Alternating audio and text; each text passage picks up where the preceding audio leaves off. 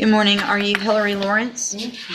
And Ms. Lawrence was previously in court on cause number 25 DCCR 0296.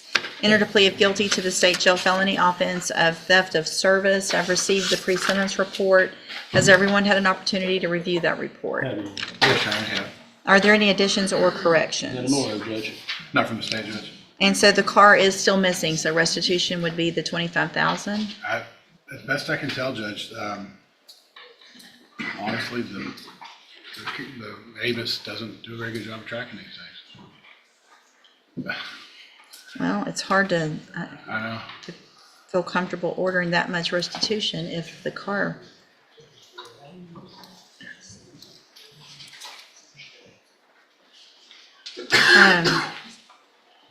Ms. Lawrence, you don't have any idea, do you, if the car ever got returned or what happened to the car? I gave it to a family member and that person's in jail, so I don't know what happened. Oh, okay.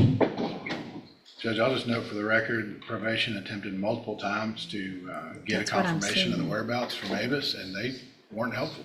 Okay, then I'm not going to order it. It's fine Okay. with me, Your Honor. Okay, thank you, Mr. Nichols. All right, I'm going to, any reason not to go forward? No, Your Honor. Ms. Lawrence, I'm going to find that you previously entered your plea of guilty freely and voluntarily. Find sufficient evidence to find you guilty. However, I'm going to follow the agreement that you made with the district attorney and defer all proceedings and place you on probation for 5 years. Because there's not restitution, I am going to order a fine of $500 and order that you follow all of the rules and conditions of probation. If you do that, this is an excellent opportunity because you do not have a felony conviction on your record. And if you complete the probation, at the end, the case is actually dismissed. You'll never have a felony conviction. In fact, if you do everything correctly and get things done up front, community service and things like that, I sign early terminations for probation all the time. You may not even have to do that 5 years, but that's going to be up to you to get it done properly and the way it's supposed to. If you don't do that and you violate the condition of probation in any way, you can be brought back into court, found guilty of the offense, which means you would be a convicted felon, and you could go to the state jail prison for up to 2 years. Do you understand? All right, I'm handing you the trial court certification. This shows this was an agreement that I followed, and so you've waived your right to appeal. You need to have a seat here in the courtroom. Probation's going to call you up when she's ready to go over your paperwork. All right, good luck to you, ma'am. Stephen Boudwin, sentencing. Good morning. Are you Stephen Boudwin? Yes, ma'am. And Mr. Boudwin was previously in court, entered a plea of guilty to the third-degree felony offense of lesser included offense of attempted robbery. I've received the pre-sentence report. Has everyone had an opportunity to review the report?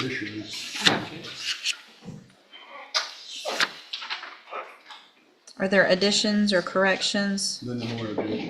Judge, I just would like to state for the record, for the court's recollection, that in this case, the complainant via her mother called the court several times, called me several times, came up to the office several times, expressing her fear of the defendant, to which the court agreed to increase his bond, to which she then bonded her out. So that's all I wanted to add on that. Okay.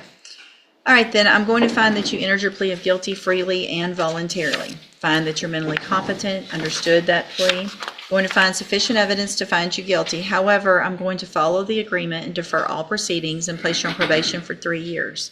You're ordered to pay the $250 fine and to follow all of the rules and conditions of probation. It is a condition of your probation that you have no contact or communication with Janiyah Lewis. We've gone through this. She cannot give you permission at this point to violate that condition that I've placed on your probation. So whatever the relationship is, at this point it's over. If there's some options later, you talk to your probation officer and you guys are trying to work things out, there's certain ways you can do that appropriately and through probation, and then I would consider lifting that no contact, but not until then. So This is a critical warning. Judge West makes it crystal clear.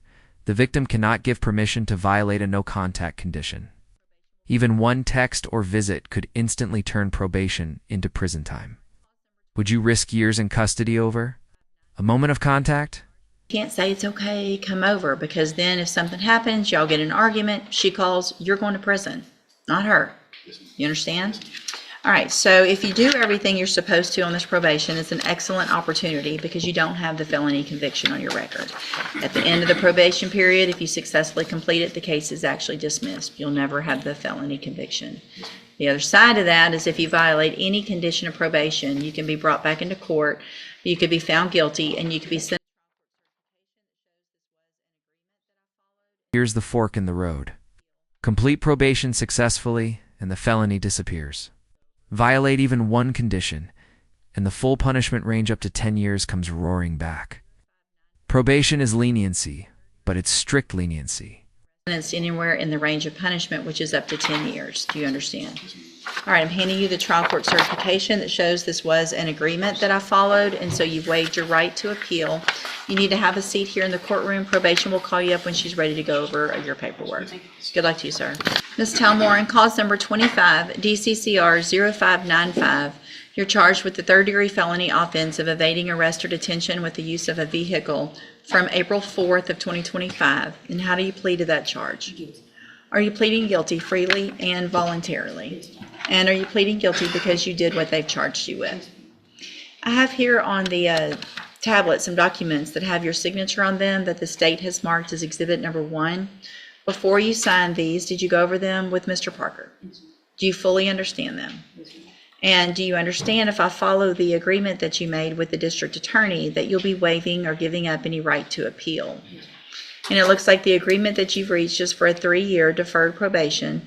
There would be a $500 fine, and you would be required to follow all of the rules and conditions of probation. Is that your understanding?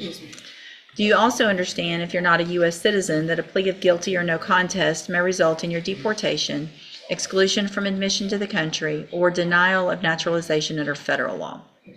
State tenders number 1. No objection. It's admitted. Is there any evidence that Ms. Talmore is not competent? No, Your Honor. All right, ma'am, I'm going to find that you entered your plea of guilty freely and voluntarily, find that you're mentally competent and understand the nature and the consequences of your plea, find sufficient evidence to find you guilty. However, I'm going to reset your case for sentencing so that the probation department can do a pre-sentence report. That'll give me more information about you and your case, and then we'll come back later for sentencing. On your way out of the courtroom today, you need to stop and To notice the shift here. Sentencing is delayed for a pre-sentence investigation.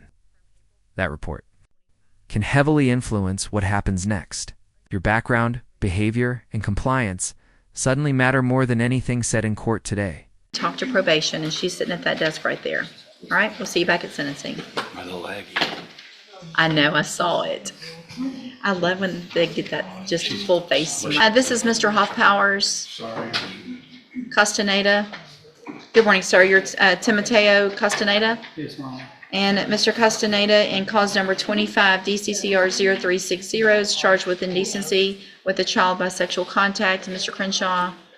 Judge, we're still, I'm working with Mr. Hoffpower to reach a plea resolution. We just haven't been able to do it yet. But if we could come back, please, I believe we'll have a resolution on the next set. Okay, sounds good. Any issues that you see notated? No, Your Honor, just plain notes about discussions with Mr. Crenshaw.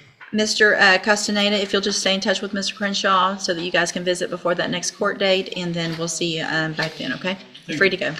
And I'll hold the other two while you do that paper.